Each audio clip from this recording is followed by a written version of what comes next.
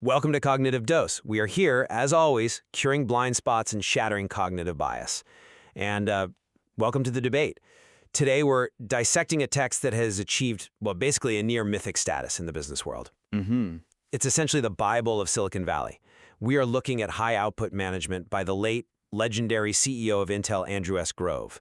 I mean, in the foreword, Ben Horowitz literally describes this book as an unparalleled masterpiece.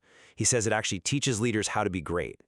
A masterpiece, right. It is widely considered one. But the central debate for us today is, what if the very framework that built Intel's dominance is actually turning the modern knowledge workplace into, well, a toxic, gamified cage? So I want to outline Grove's core theories of scientific management first. Then we can interrogate whether they actually hold up today. I will be listening very closely. Okay, so let's establish the baseline theory. To really get Grove's perspective, we have to start with his fundamental equation. It's incredibly lucid, actually, and it completely strips away the ego of the individual contributor. Go on. Grove states that a manager's output equals the output of their organization plus the output of the neighboring organizations under their influence. Right. So conceptually, it's a very stark baseline. Like, you could be the smartest engineer in the entire room, but if you're a manager, your personal knowledge generates zero output unless it transfers to the team. Exactly. It shifts the whole focus from personal activity to collective yield. And to maximize that yield, Grove introduces this famous breakfast factory metaphor. Ah, yes, the diner. Right. He argues that we must apply strict manufacturing principles, specifically process, assembly, and test, to absolutely all work. I mean, whether you're compiling complex code, recruiting college grads, or just boiling a 3-minute egg. So he's applying diner logic directly to corporate operations. Yes, because he says you have to look at your production flow by finding the limiting step. In a diner, the limiting step is the 3-minute egg. Because that single item takes the longest to cook, it dictates the entire production schedule. You work backwards from the delivery time. Exactly. You offset the toast and the coffee so that everything finishes at the exact same moment. And it's a powerful mental model, honestly. Think about finding the bottleneck in any modern knowledge work project. Like a software deployment? Exactly like that. Let's say you have a team pushing a global deployment. The coding might be fast, the design is rapid, but if you have a single QA engineer who has to manually test the integration, that QA engineer is your 3-minute egg. They're the bottleneck. Right. That is your limiting step, and you optimize everything around it. Next, Grove details how we should view organizations as a black box. So, labor and raw materials go in one side, and the finished output, the breakfast, the software, the candidate, comes out the other. It's an intensely mechanistic view. Well, it's a highly organized one. To manage this black box, leaders have to cut windows into it using precise metrics. You can't just wait for the output, you know? You need leading indicators. Meaning what exactly? Meaning, if you're recruiting, you need a linearity indicator chart showing exactly how many candidates have passed the phone screen by April so you can course correct before your final deadline in June. And this brings us to Grove's central concept, which is managerial leverage. Right. The multiplying factor. Yes. Leverage is how highly concentrated activities exponentially increase a team's output. A well-run one-on-one meeting, a training session, establishing standard procedures, these are high-leverage activities. Because of the downstream effects? Precisely. If a manager spends 3 hours preparing a training lecture for 10 employees, and that training makes those 10 people just 1% more efficient over their next 20,000 hours of work, the leverage is astronomical. But the entire mechanism runs entirely on quantification. I mean, it runs on clarity. Which actually brings us to how Grove handles peak performance and motivation. He leans heavily on the sports analogy. The racetrack. Right, creating a racetrack, turning the workplace into an arena of competition. He gives this brilliant example of a facilities maintenance group that was really struggling. He didn't change their pay, he didn't fire anyone. He just scored him. He assigned a building czar. He scored the cleanliness of the facilities and compared the buildings against each other on a public leaderboard, and their performance skyrocketed. He essentially tapped into Maslow's hierarchy of needs. By creating an arena of competition, he allowed these workers to strive for self-actualization. No, stop. Stop right there. Excuse me? I have to interrupt this because I absolutely cannot let that framing stand. That is not self-actualization. You are describing algorithmic Taylorism. Taylorism? Yes. Grove's framework is not some masterpiece of human empowerment. It is a system that fundamentally dehumanizes workers.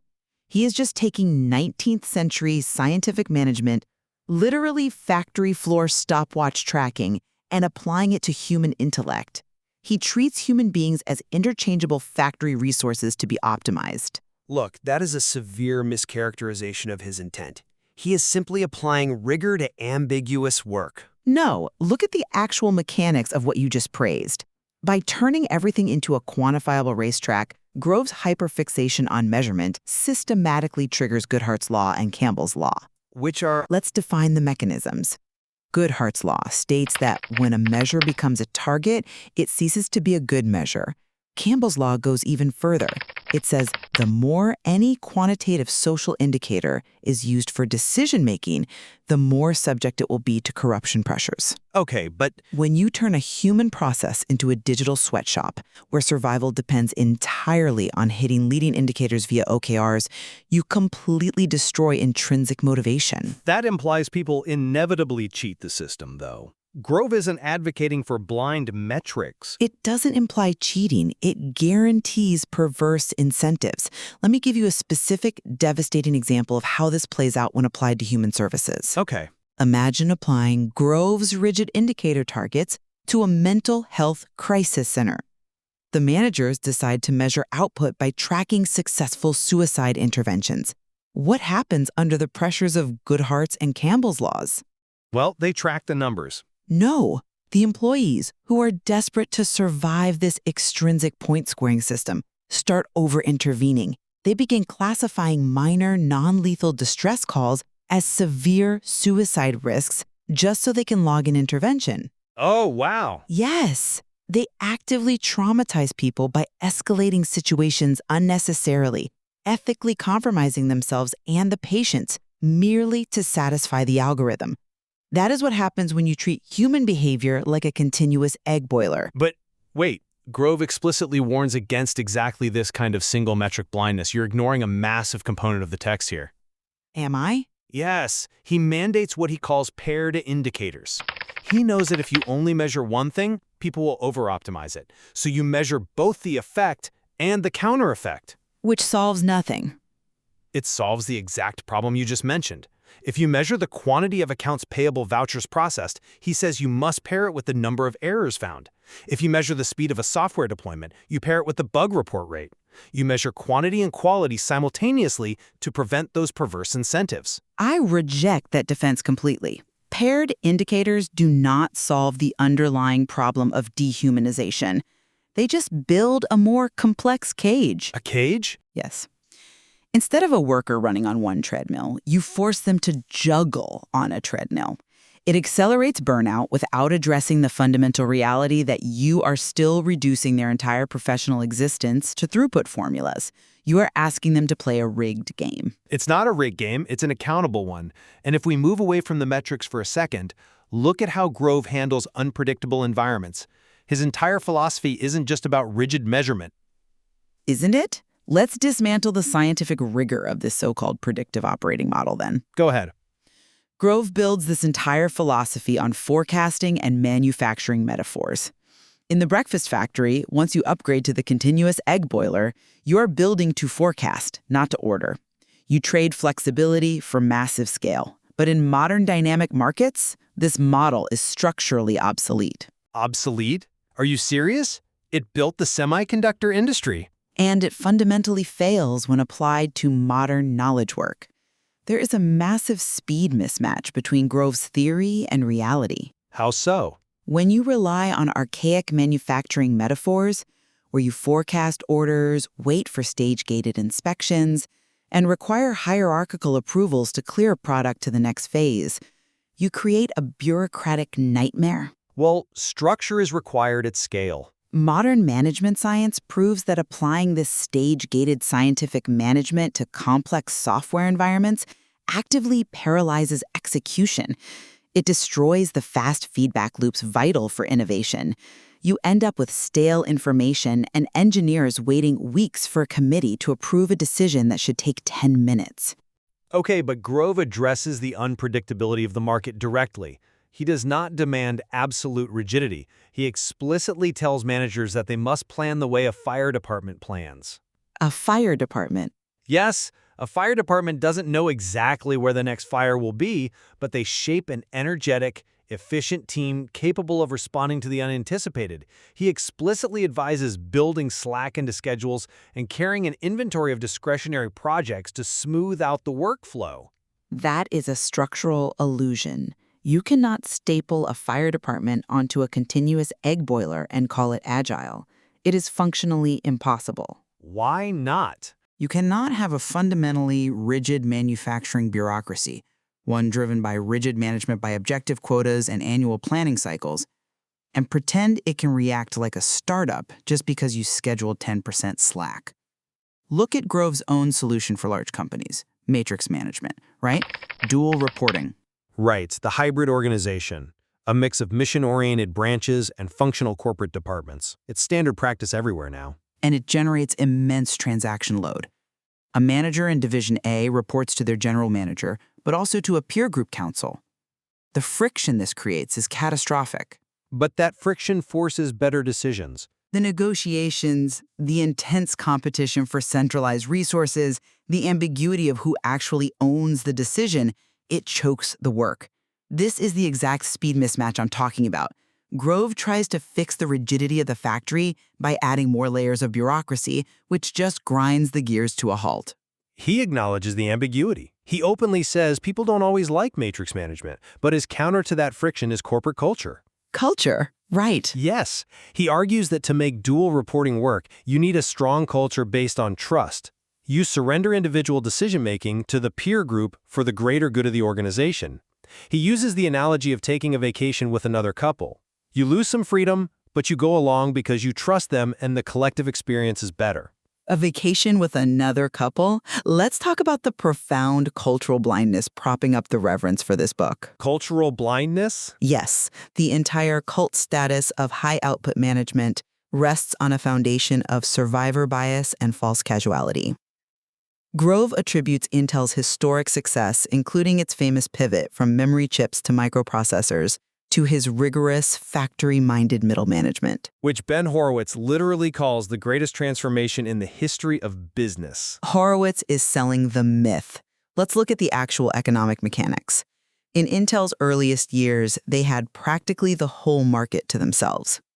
Intel's success was overwhelmingly driven by monopoly power, astronomically high capital barriers to entry, an ironclad patent portfolio, and sheer network effects. They still had to execute. But their success was not because they treated their middle managers like gears in a breakfast factory. In fact, when the Japanese memory manufacturers applied true streamlined manufacturing prowess to the DRAM market, Intel got absolutely crushed. The continuous egg boiler failed them, and they had to retreat. They retreated to an area where they had a distinct competitive advantage. That proves the necessity of strategic leverage. No, it proves that monopoly power masks ad management. And worse, Grove's entire framework assumes a workforce comprised entirely of the weird economic man. Weird? What do you mean? Weird. Western, educated, industrialized, rich, and democratic. Grove's theories operate on the deeply flawed psychological assumption that every human being is an individualistic, hyper-competitive point scorer, motivated solely by performance tracking and the sports analogy. Well, a lot of people are motivated by that. But it completely ignores the deeper psychological needs of the modern workforce. True innovation requires psychological safety, organic collaboration, and intrinsic motivation. By ignoring these needs and relentlessly turning the dial on the CUA factor, the complexity, uncertainty, and ambiguity of an employee's environment just to keep them stressed and stretching, Grove engineers a system of toxic scaling. It is a blueprint for severe systemic burnout. I think you are stripping the humanity out of the text to make your point, honestly. If you read the foreword again, Horowitz directly addresses Grove's ultimate belief in human potential. Does he? Yes, he recounts asking Grove about CEOs who missed their numbers during the dot-com crash because they kept telling investors things were strong. Grove replied, CEOs always act on leading indicators of good news, but only act on lagging indicators of bad news. Right. Horowitz points out that to build anything great, you have to be an optimist. You are trying to do the impossible. Optimists ignore leading indicators of bad news. Grove understood that at the highest levels of leadership, you cannot be a slave to the algorithm. You need vision. I really want you to listen to the massive contradiction you just defended. There is no contradiction. It's just a differentiation of roles. It is the exact recipe for corporate toxicity. Think about it. The visionary CEO at the top is granted unmitigated optimism. They are allowed to ignore the metrics, ignore the leading indicators, and follow their humanity and vision when the numbers look bad. Well, they bear the ultimate responsibility. But the middle manager, the employee at the bottom, they are ruthlessly tethered to the continuous egg boiler.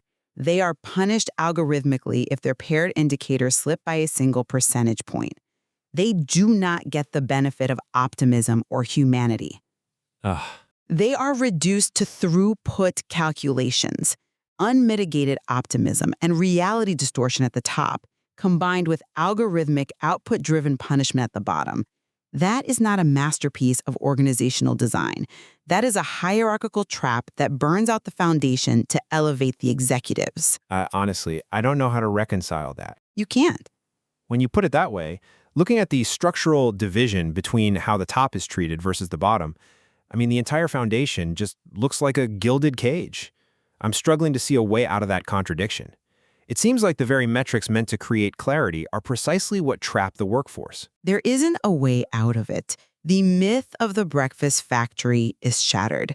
When we view human organizations purely as mechanistic black boxes and humans as subcomponents to be algorithmically squeezed for leverage, we don't build the future. We just build a more efficient 19th century mill. Use this uncomfortable reality to build your mental immunity. Question the frameworks that demand your output while ignoring your humanity. Thank you for listening to the debate, and remember to subscribe to Cognitive Dose.